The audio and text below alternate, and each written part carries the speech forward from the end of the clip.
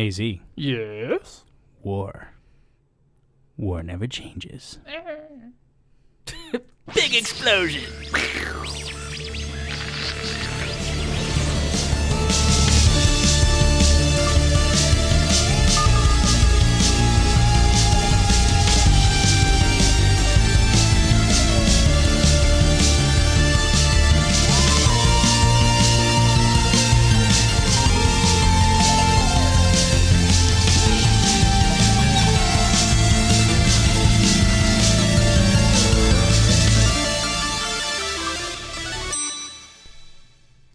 Welcome to the Fluent Nerd, a not-so-serious discussion on all things nerdy. I'm Z. I'm Neil. This is a show where we discuss our love-hate relationship with the most famous and infamous franchises, movies, shows, and games of the nerd world. And this week we're talking about Fallout 3. Fallout 3. Specifically Fallout 3. There's a lot more in this universe, but we're going to focus today's discussion. So yeah, Fallout 3. And the first set, we're talking about the plot. So Fallout 3, you start off as you're called the Lone Wanderer. You start off in a place called Vault 101. Vault being a kind of a self-explanatory term. It's a big underground bunker thing, base, home, building, where folks who ran there after something called the Great War several hundred years before, you are starting out there. You start off as a kid, kind of grow up there, then you have to escape from the vault. Your dad goes on the run. And the vault doesn't like that, so they chase you out of the vault. And who's your dad? Your dad is voiced by Liam fucking Neeson. Qui-Gon Jinn. Damn it. Grandfather to Anakin? Can we say that? Something like that. Yeah. At least the creepy uncle. Yeah, see, He did purchase him. He did purchase him. So By deceitful means. Dark side? He did manipulate the dice. Ooh. He was a gray Jedi. Did he make Anakin dark side? I mean, he's at least 80% responsible. We're crossing our wires here. At least 80% responsible. But Liam Neeson's in the game for probably, 20 minutes. and then he runs away. He comes up at the end again, but yeah. For, again, like 5 minutes. So your dad, Liam Neeson, runs out of the vault, which no one's supposed to do. So you go running after him. It's supposed to be impossible. It's supposed to be impossible. But, spoiler alert, it's not. Yeah.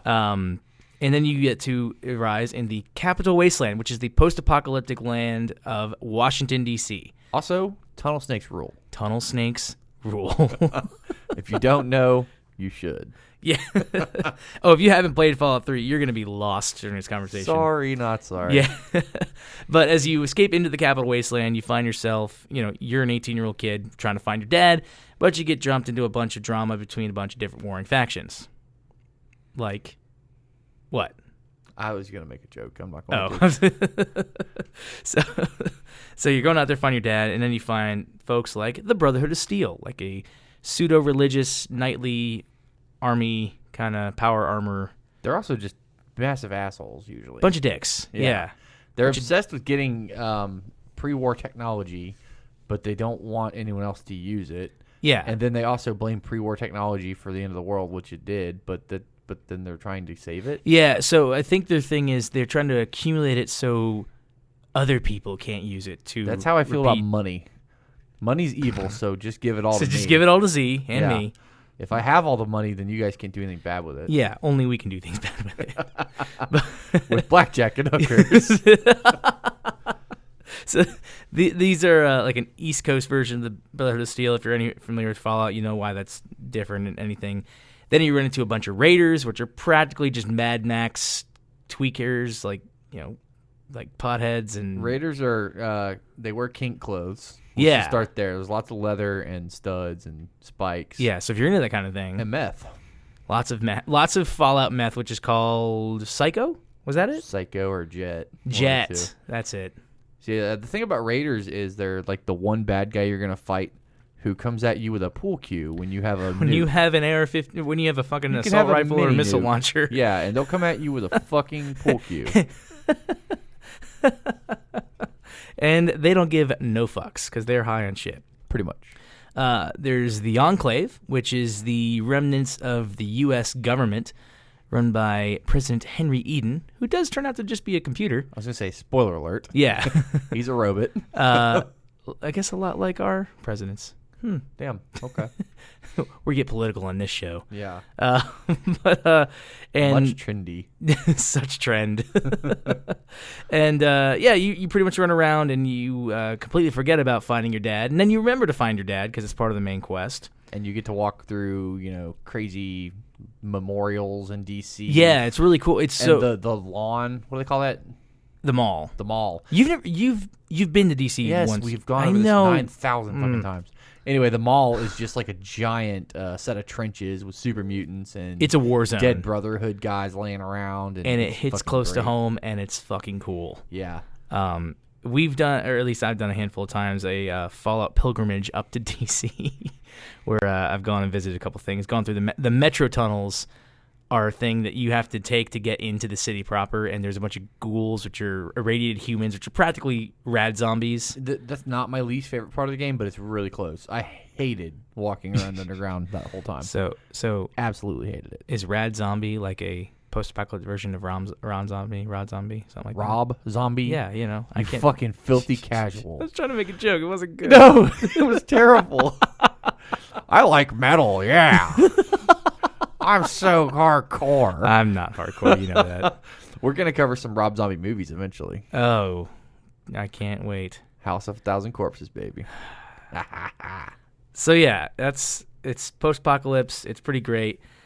Your dad apparently is just trying to find like clean water for the wasteland. Like Ron Zombie. And now, sorry, I'm going back to that because I'm thinking like Ron Jeremy, like a metal version, and it's grossing me out. Like a fat metalhead with like lots of chest hair who does porn and just creeps on chicks. Is this pre or post-apocalypse or yes or both? Just yes. Also, lots of kink wear like a raider. Moving on. God. Proceed. Football gear Just and imagine everything. the smell. Oh God! Imagine the smell of Fallout in general. I'd rather not. But Imagine what a ghoul smells like. but think about that because the character comes from like a sterile environment. Yeah. Like I mean, that's all recycled air. It probably always smells like poop in the vault. yeah, that's true. Oh God.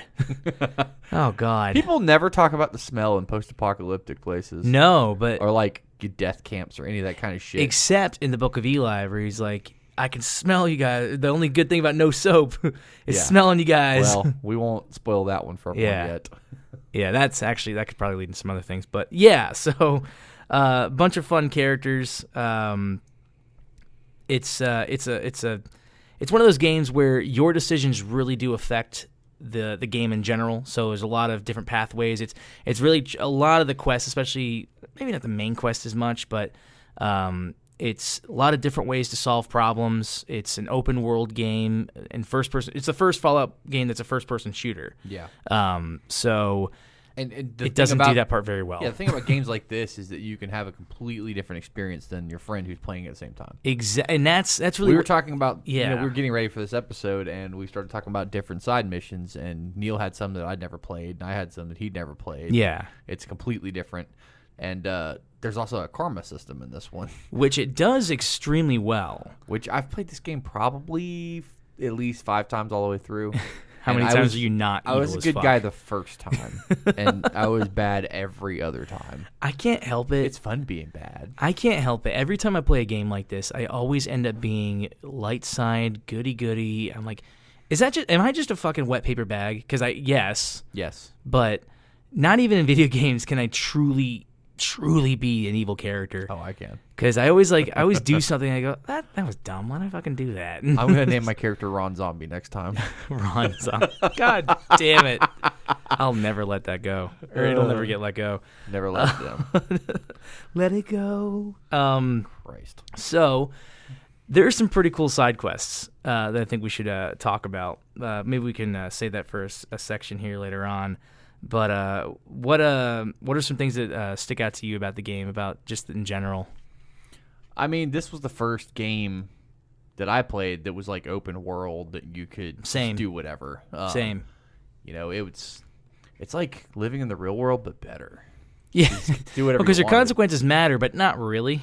Yeah, I mean, there's still an overarching like thing controlling your life, like the lizard people in real life. Yeah. It is the first game I've ever played where you get to annihilate an entire city.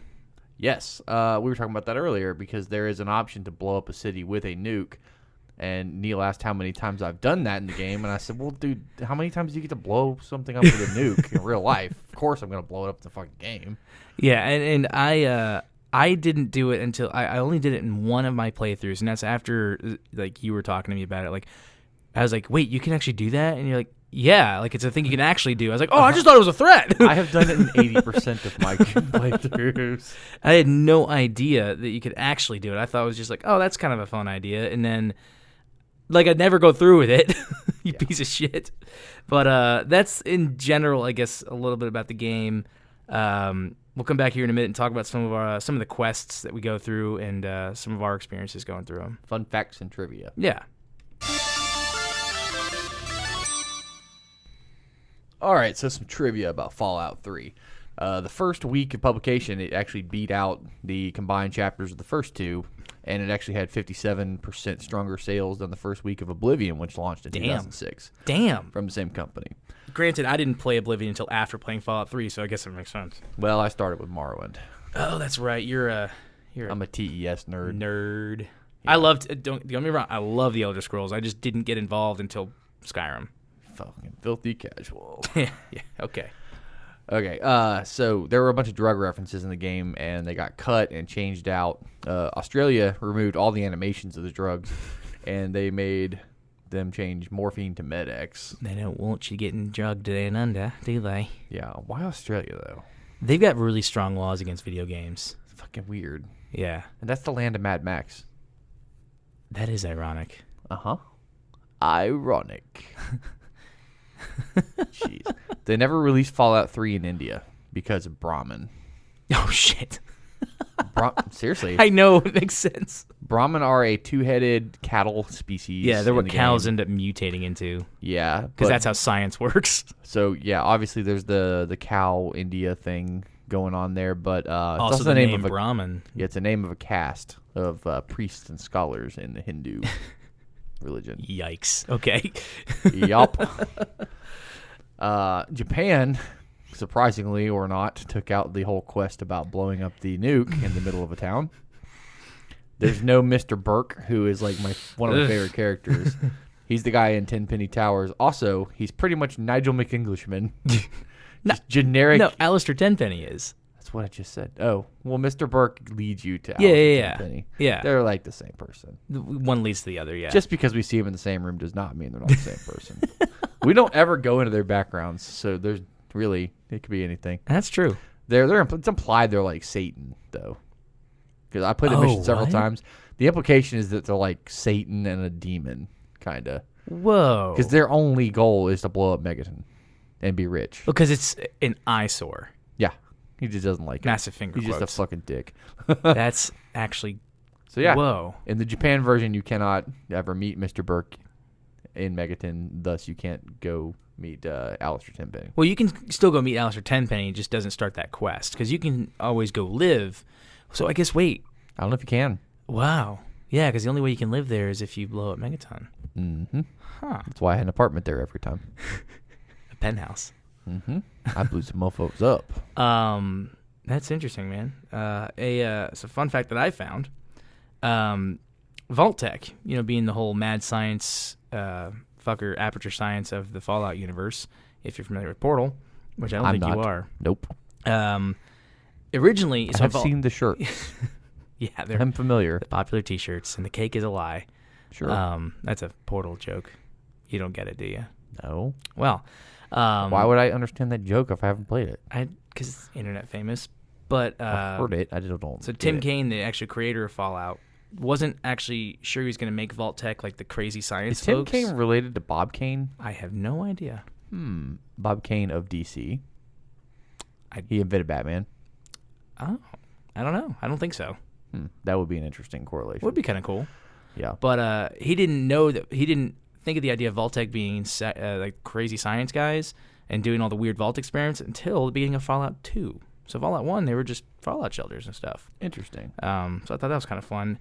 Also, the inspiration for VATS, because this is the first-person shooter one, and all the other Fallout games is all turn-based, so VATS pretty much makes it turn-based in a weird way, was inspired by the game Burnout's crash mode replays, like all the slow-motion shit. Yeah, you can play without VATS though, so Yeah, you can, not but necessarily. in Fallout 3, the first-person shooter mechanics work like a dumpster fire, so Okay. you can't even iron sight aim. I learned that the sound that the mini nuke makes when it fires is actually Bethesda's lunch bell. Which I kind of fucking love. I always remembered it was some sort of weird bell, but I didn't know it was That's Bethesda's interesting. lunch bell. Yeah. Speaking of sounds, a fun fact I found is the sound you hear when you enter VATS is the combat turn sound from Fallout 1. Yeah, I saw that too. Yeah, which is kind of interesting. And so all the cars in the game are based on the Ford concept car, the Nucleon. I did not know that. Yeah, it was apparently already a thing. Like in the 50s, or I'm going to assume, just Yeah, based on the based name on the Ford name. Nucleon. that definitely sounds like a 50s thing. Yeah. Did you know, Vault Boy, as he's he's giving you a thumbs up. Yeah, I know what that means. Yeah, Go ahead. may not actually be giving you a thumbs up. It's a thing they used to teach kids back in the 50s. Another rule of thumb, not the one that we all think we know it means. It's that if you see a mushroom cloud in the distance and you can cover it with your thumb, you should be outside of its radioactive or radiation fallout. But if it's bigger than your thumb, you need to get the fuck out. That is also a crock of shit. Oh, but yeah. it is what they taught. Yes. Yeah, they also teach you to duck and cover on the Duck and desks. cover. Yeah. Duck and cover and praise America and Well, that one's okay. renounce communism. Yeah, that one's good too. That's the 50s. Any other cool fun facts you found? I got a few. So when you kill a Mr. Gutsy, his last words are the marching chant from Full Metal Jacket. Oh my God, really? Yeah. That's amazing. Oh, I love that. Also, you know our buddy McCready from Little Lamplight? Do you know what his name is based on? I feel like I should. The Thing, 1982, McCready. Oh, fuck. I didn't know it either. Oh, I didn't know that. I never thought about it, but Yeah. it's a direct reference to The Thing. Oh, fuck. Yep. I didn't know that at all. That's crazy, and then man. there's a Star Trek. Everything comes back to Star Trek. Yeah. When you go on a Nuka-Cola challenge mission, there's a robot that gives you a password for a terminal, and the password is NCC 1864, which is the registration number to the U.S. Reliant in Star Trek II, The Wrath of Khan.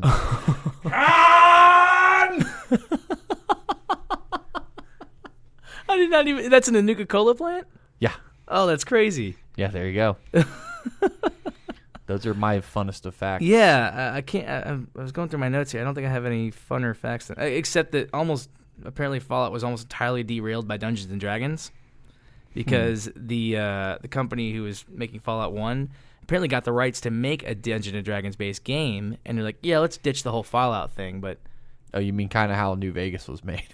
yeah, There's a history there. yeah, there's history repeats itself, I Oh, guess. shit. So maybe the Brotherhood of Steel does have something to worry about. Yeah. But a cool a fact that I found as well, and we'll probably wrap up fun facts, is originally when they're designing Fallout 3, they were going to make the downtown DC area, like the city area, like twice as big, even though already you get lost as shit down there. Yeah. So they have that in size, and then they realized that the Wasteland piece of the Capital Wasteland was not nearly big enough, so they doubled it and added a bunch of fucking shit in there at that point. So I thought it'd be kind of interesting if they had inverted that, made it mostly in the city and just have a little bit on the outside. Well, But the game is 94% tunnels it is. because tunnel snakes It is rule. because tunnel snakes rule, and that's a great, I think, a good place to end the fun facts. In a second, we'll come back with some fan theories. All right, fan theories. So I was only able to find a couple of them for Fallout 3. I know there's probably a ton out there. It's a couple more than I could find. Yeah. So the first one that I had not heard before is that Fallout 3 is, a lot of fans think, is inside of a simulation. Interesting. And the reason they think that is during Fallout 3, there's a number of missions, side missions, and even the main mission where you go into a simulation. So like in that one vault, and That's then true. Operation That's Anchorage. like a sci-fi thing. That's Yeah. like an Inception type thing. Right, but they say that when the simulation is loading, the screen is almost identical to the one that the player sees when you're loading the game from the main menu. Kinky. So fans have put together that the Fallout 3 game is actually a simulation of some part in that Tranquility Lane run by Dr. Brahm, Shit. that crazy dude who's running that shit to death. And they got Qui-Gon Jinn to fucking do the voice for it. Which I thought was kind of, I don't think it makes any sense lore-wise. I don't know. I kind of like it. But it's a nice little Easter egg that folks have picked up on. Yeah. Apparently enough people picked up on it to have also, it I on just the want to internet. add that this is the most depressing game I think I've ever played. Yeah. Because it had a green sepia tone, Yeah. and it's just like, motherfucker, everything was Everything so is sad. there's no bright colors, just dirt brown. Well, the only bright color is it's the all plasma green. that you shoot to Yeah. kill people. It's all green, and they're like baby strollers with bombs in them and shit. Yeah. Like, what the fuck? Yeah. I just remember playing this the first time, and like you come across a fucking skeleton in a bed, and I was just like, that is so depressing. What the fuck is wrong with this fucking game? Yeah, it's really depressing, and if it is a simulation, it's just as depressing as real life. Yeah, pretty much. The next fan theory that I've actually heard before when I was looking up things for my notes here, and I'm sure you're aware of this as well. I think you've probably heard this, is that the Fallout universe and the Elder Scrolls universe are one and the same. I have never heard that. Really? Really? Do So apparently, tell me everything. So only have a couple notes on this, but apparently Skyrim and Elder Scrolls takes place thousands of years, or possibly millions of years, after the events of Fallout. Huh. So the world is reset, and that some mutations have developed into magic, Like the Dumber and shit? yeah, like the beast races and bears and shit have come full circle. Where do those big ass jellyfish things from Morrowind come from? Mutation in the ocean. I guess they do those fucked up looking Dolphin things in Fallout 4, yeah. They don't ever really explain those, and I love it. And there's another note, and this isn't Fallout 3, but it's Fallout based. I'm talking about it anyway. In Fallout 4, when you go to the Brotherhood of Steel base, is Daedric armor like power armor of some type? oh, I bet. Whoa! But in the Pridwin, I think it is, the airship. Yep. They're growing something. I can't remember what they call it in the game now, but it looks just like Nirnroot. Also, sweet rolls are a thing in both Sweet rolls are a universes. thing. Yep. Sweet rolls maintain the common. Let me guess. Someone stole your sweet Sweet roll. roll. So that's a fan theory, and That's how that motherfucker got hit right in the knee with an arrow. Someone used VATS. yeah. Right to the knee. That's why when you're in Skyrim, when you're pulling back the bow, you get the feat that slows down time. That's Yeah. just VATS. Damn. That's just vault assisted targeting system. That's interesting. Yeah. I thought that was it's cool to think about, and you're like, I don't know, and then you start looking at some of the things Bethesda kind of throws in both games, Yeah. and you're like, Is okay, but the question is that lazy writing or great writing? there's that fine line. Is that, Are they recycling is it or are insanity or genius? they Easter egg or lazy? No, one of them. well, we don't have to write two stories and make them all in the same one. Yeah, pretty much. But yeah, those are the only two fan theories that I could find. Let us know your thoughts on those. But Z, what was one of your favorite parts, or some of your favorite parts of Fallout 3? Well, as a history nerd, I really liked having to go in and steal different items from American history. That just, I spent a lot of time in museums already. Yeah. And I'm like, I could totally steal this shit. That's really cool. I want that. But You get yeah. to relive out your Nicolas Cage fantasy. Yeah, pretty much. I'm going to steal the Declaration of Independence. If the apocalypse happens, we're taking a trip up to DC. I mean, with or without the apocalypse. But yeah, you get to steal Lincoln's diary, his hat, and a John Wilkes Booth poster. oh yeah, that's for the slave mission, isn't it? The where you are helping the slaves get like It's the synth mission. Yeah. what? Don't you? No, that guy's in the same room. No, that guy's in Rivet City. Yeah. That's Yeah, where that's a different whole thing though. No, See, the guy who gives you the mission is the one who runs the museum in Rivet City. He's not a synth, No, but the guy hangs out in the same place. roughly. Yeah. I associate them. Yeah. But you get to steal a phonograph of Lincoln's voice. And Which the best doesn't thing- actually exist because Daniel Day-Lewis would have found it when he was doing Lincoln. This is true. But the best thing you get out of it is Lincoln's repeater. It's just a 44 mag with perfect accuracy. One of the best guns in the game. Gangster ass gun. And you're shooting Lincoln's fucking gun, which is awesome. Yeah. That's pretty good. That's my favorite. Some of my favorite parts were really just the writing on a number of the side quests. So you kind of stole my, like I literally have my notes. The Nick Cage mission. Fun fact though. Yeah. Most of the titles of the missions, the side quests, were 50 songs. I did not know that. Yeah. That's really Ain't interesting. that a kick in the head? Oh God. Bleeding into New Vegas there. One of my favorite parts of this game is Liberty Prime.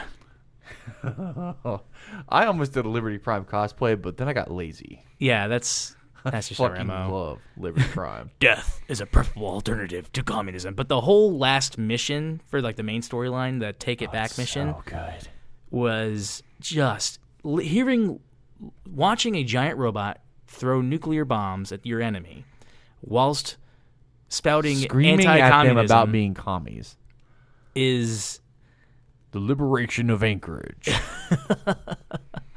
death to all Chinese red communists. And love we're just quoting Liberty Prime when we're saying that.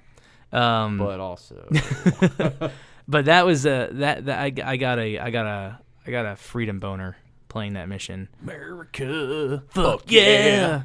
I also like the karma system. I think they did a really good job with it. I missed the karma system. Yeah, that was really good. I think that was something that was. I think it was a They had it right in New choice Vegas to take too, out. right? It was there, but it didn't really matter. Oh no, they had to put It was a voice reputa- acting into 4, so they had to get rid of the karma system. I say that as a guy who plays and loves Mass Effect, which is a very similar dialogue tree, but they did it better. As in Answer Mass Effect yes, did it better. no, or sarcastic yes, or sarcastic no. Or yeah. So I love the karma system because it adds this. Yes, it's very light side, dark side. We were talking about this earlier. I think the only game that did karma better was Knights of the Old Republic. Yeah, Those were great. yeah. Or Fable. Fable. Yeah, Fable did it really well. Fable did a really good system. Especially because your character, like both in Coder and in Fable, your character Also, fucking changes. To be fair, a game like Final Fantasy could be better. I've just never played it. These are just the games I've played that had good karma systems. Fair point. But those are some of my favorite parts. What, Z, was your least favorite Little part? fucking lamplight. I knew you were going to say I that. don't like children, first of all. I don't either. So the setup for Little Lamplight was fucking phenomenal, too. That's what made it the worst thing. Because you walk into it, and you're getting little tidbits about this place you're going to. Yeah. Because it's an old set of caverns with like a pre-war tourist attraction. You're like, okay. And you know there's a vault hidden somewhere in it. So you're like, that's pretty cool. I'm going to go through this cavern thing. Yeah. It's better than the fucking subways I've been in the whole fucking game. Slightly. You're outside for like 10 minutes of the game going there. And then you get there, and it's ruled by little kids. It's beyond Thunderdome, essentially. Yeah. It's the little kids society. It's Neverland of... It's Children of the Corn. Except instead of killing you at 16, they kick you out. Yeah, and they send you to Big Town where you get eaten by super mutants and shit. Unless you're McCready. Unless you're McCready. Our buddy McCready comes back to Fallout 4. Yeah, fuck McCready. I can't Also, stand him. the big cave in the middle part of the cave always reminds me of the Ewok village. Yes. Which is... Oh my god, I had the same fucking realization. Yeah, which is the only part of that movie I don't like. Return of the Jedi is my jam. It's the best of the OT, I think. We're going to disagree on that, but... Yeah, I'm in the minority here, I'm aware. But yeah, I definitely agree with you. Little Lamplight was a letdown. I know this is going to sound weird, but I when hate people trying to talk like little kids. Like, Yeah. the voice actors, they're great. Don't get me wrong, but just, ugh. yeah, It's gross. and in a game that's entirely freedom, like, barring a lot of your evil decisions that you may want to make kill down the there. younglings. Yeah, you cannot live out your Anakin Skywalker You fantasies. can't slay the younglings, and it's bullshit. I get it, I do, from a game design standpoint. Then just don't put them in there. Do a Vice City. Exactly. Yeah. But so my least favorite part. You also play as a baby in this game. I just remembered that. Yeah, you do. So I am a child. So I should You be get to literally be a baby in this game. You for literally are a baby 5 for minutes. about 5 or 7 minutes. And You then have to decide your whole life as a baby, too. yeah, You pick all your stats. it's very as a baby. Gattaca. Yeah. A little bit. Jesus. My least favorite parts was before the Broken Steel DLC, which quote unquote fixed a lot of the ending because there was a lot of controversy around the ending. I'll just say it, the ending was one of my least favorite parts because there were a lot of logic gaps there. Yeah. So a lot of your companions, like Fox, the super mutant, or Karen, or Sharon, however you want to pronounce it, the ghoul you find in Underworld, which Z never found. I didn't use companions in 3 ever. I was too evil for companions. There are evil companions in They this. weren't evil enough for me. I did bad The shit. retired raider wasn't evil enough for you? I did some bad shit. Oh, wait, you blew up his town. Like Kaisar's Legion was about as evil enough for me in New Vegas. Yeah. But short of that, I mean, unless you're putting people up on the cross, degenerates like you belong on the cross, Neil. Wale, glory to Kaiser. But there was at the end of the game how it requires you to go inside Project Purity, which is this irradiated mess. Oh, yeah, that bullshit. And it's like no matter how your choices have led up to that point, you have one choice. You have to go in. Yeah, don't send the ghoul or the super Yeah, mutant. don't who send the person feed who off of literally it. would get benefited from going in there. No, I have to go in, and then that's the game. Where most games, I'm a dick. I'd send the dog. where so many games at the time were like, no, we can just keep playing the save file even after the main story's been done. Nope, go fuck yourself. It was, we're done. So then Broken Steel came back To and be said, fair, New Vegas did that. fuck. If you didn't save before Hoover Dam, And I love New Vegas. you just go fuck yourself. You fuck You're- right off. Well, they did the same thing. They had a I know. one of the expansions fixed. One it. of the DLCs fixed it, Yeah. yeah. Because I think that they've realized is that folks want to keep playing the game even after they actually beaten it, especially because there's so many side quests. You know what they did? They went way too far and they made 76, where you can't beat it.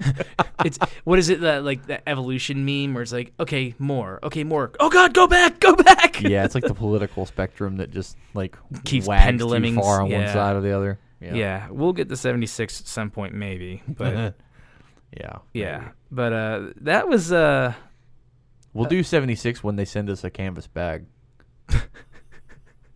If you don't know, Google it. yeah. But yeah, Fallout 3. I love this fucking game, man. It's a pretty great game. It's got good replay. Yeah. It's hard to okay, if you're going to start the Fallout games, you can skip 1 and 2 because they're really we not did. the same thing. In full candor, we did. We Yeah, skipped them. they're not the same thing as the rest of them. No. But do not play New Vegas before you play 3. Agreed.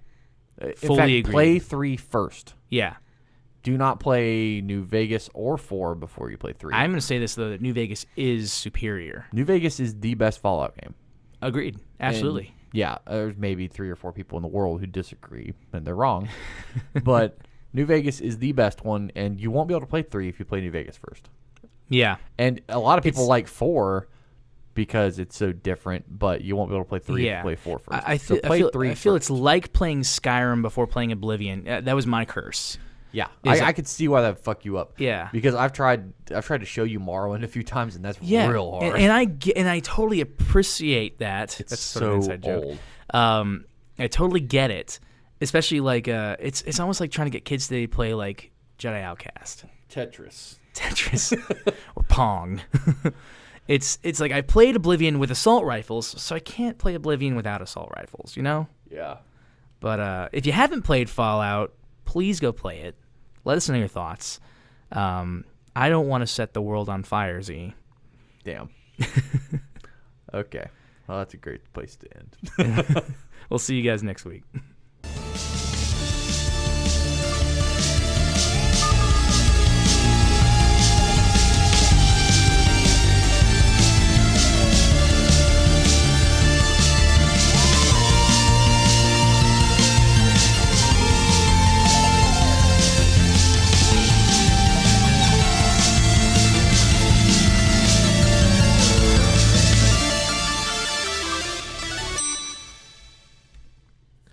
All right, guys. Well, thanks for listening to The Fluent Nerd. Join us next week. Poverty and greed, violence, destruction. You can- Greed, the very seat of the federal government. You can find us on Facebook, Twitter, and Instagram at The Fluent Nerd. The Capital Wasteland.